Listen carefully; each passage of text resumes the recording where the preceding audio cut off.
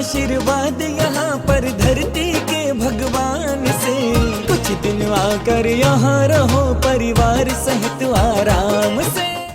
एक सामान्य मनुष्य भी तीर्थंकर बन सकता है, इस चर्चा को मैं आपके बीच में बढ़ा रहा हूँ। ये कोई बहुत बड़ा सैद्धांतिक विषय नहीं है,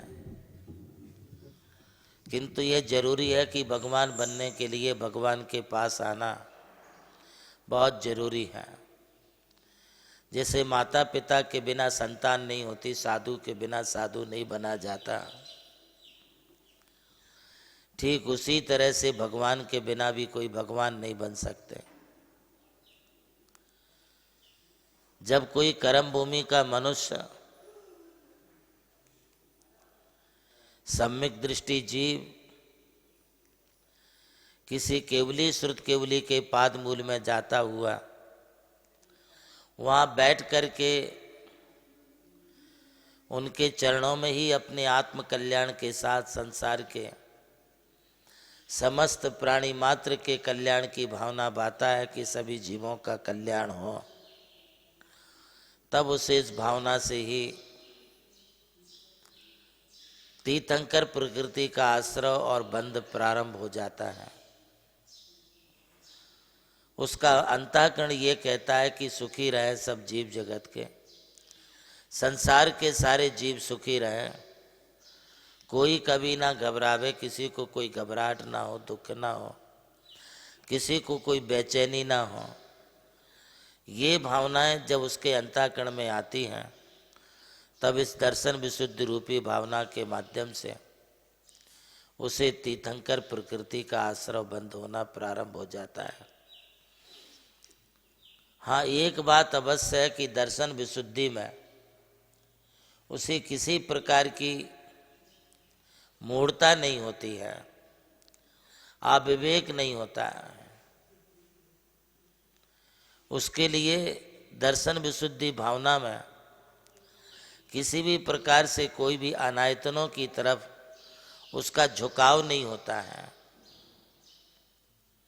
दर्शन विशुद्धि में ये भी एक आवश्यक बात है कि उसे किसी प्रकार का कोई शंका हो, तत्वों में कोई संदेह हो, आकांक्षा हो, अथवा धर्मात्माओं के प्रति गिलानी विचिकित्सा के भाव, मूर्खता या मूढ़ता उसके जीवन में कभी नहीं होती है।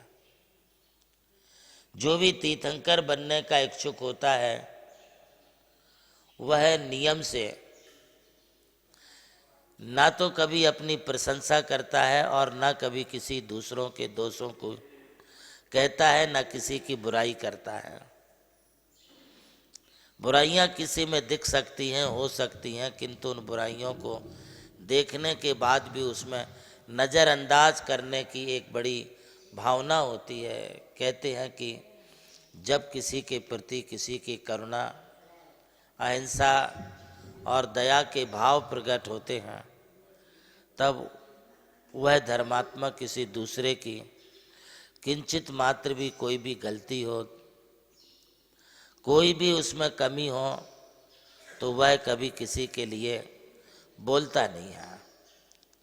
यदि बोलने का मौका पड़े तो सिर्फ धर्मात्मा के लिए एकांत में बुला करके वह उसकी गलती का एहसास दिला करके उन्हें गलतियों का परिमार्जन करता है।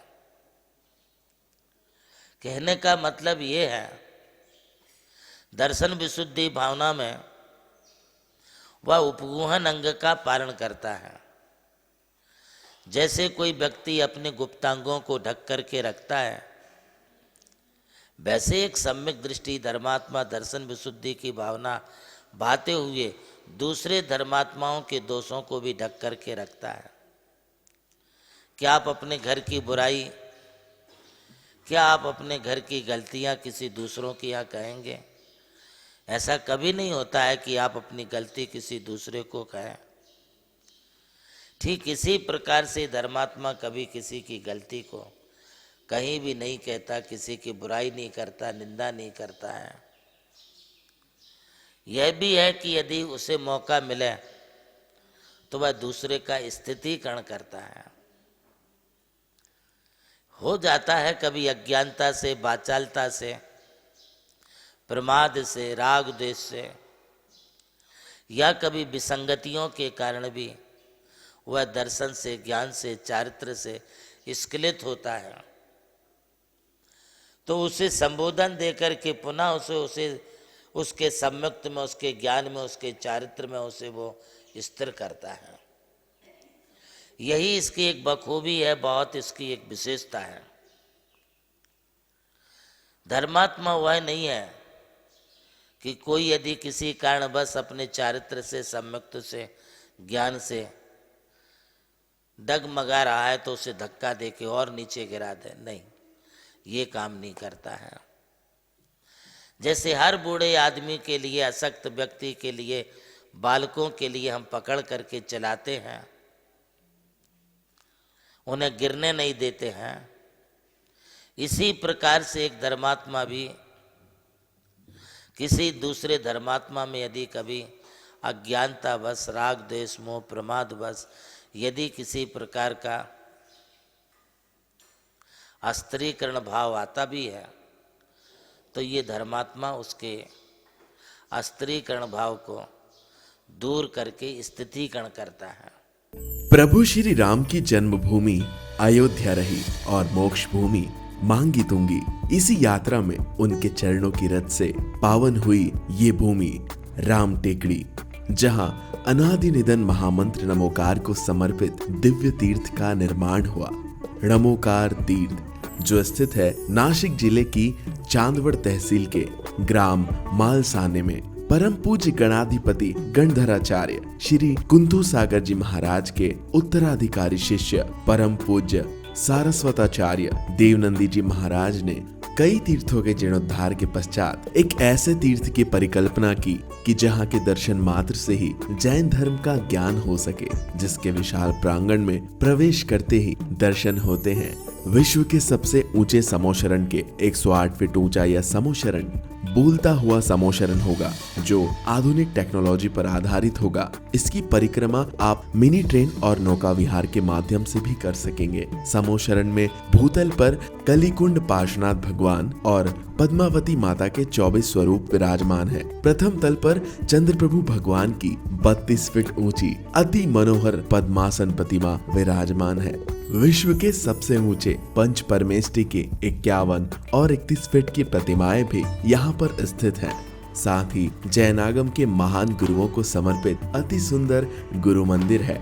ध्यान कक्ष, ग्रंथालय, संत भवन, 22,000 स्क्वायर फीट का विशाल पिलरलेस हॉल और 200 से अधिक कमरों की धर्मशाला, भोजनशाला, समाज जन हेतु कम खर्च में मांगलिक आयोजन के लिए मंगल कार्यालय और आगामी योजना में है जैन नॉलेज सिटी। और इस भूमि पर आकर आपको अनुभव होगा नमोकार केवल एक तीर्थ नहीं, एक दिव्य अनुभूति है। वो अनुभूति आपकी भी प्रतीक्षा में है। अरे लूट लो आशीर्वाद यहाँ पर धरती के भगवान से, कुछ दिन आकर यहाँ रहो परिवार सहित आराम से।